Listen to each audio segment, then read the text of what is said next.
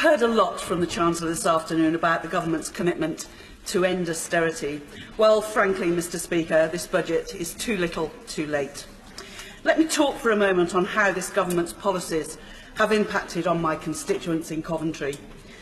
Since the Tories began their programme of austerity, we have seen A&E waiting times soar at my local hospital, meaning that hospital corridors are now treated as hospital wards, and I've been there 4 times this year, and I have seen it and waited those 12 hours every time. Winter crises have now become spring crises, summer crises and autumn crises.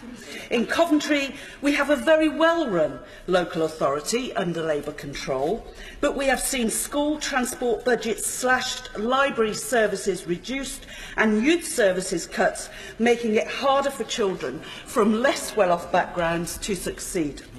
We have seen levels of homelessness soar, so you can't go into my city centre now without seeing the dreadful effects of austerity on some of the most vulnerable people in my city.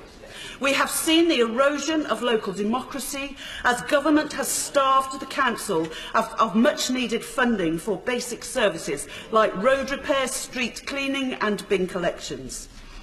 Equally, adult social care budgets have failed to keep pace with the demands of an ageing population, meaning that many older people are not getting the support that they need, putting even more pressure on the already overstretched NHS.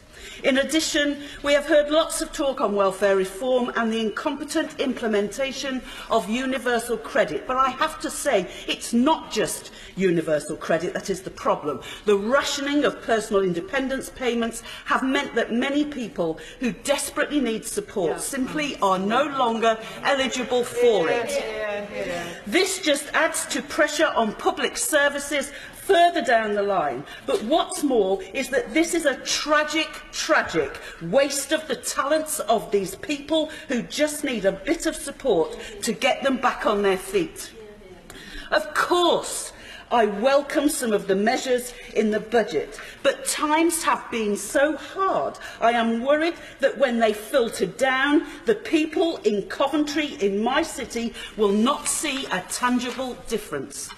In my view, there is only one way for the policies of austerity to truly end. Labour will end austerity, then start to repair the years of damage that this out-of-touch, callous Tory government has caused.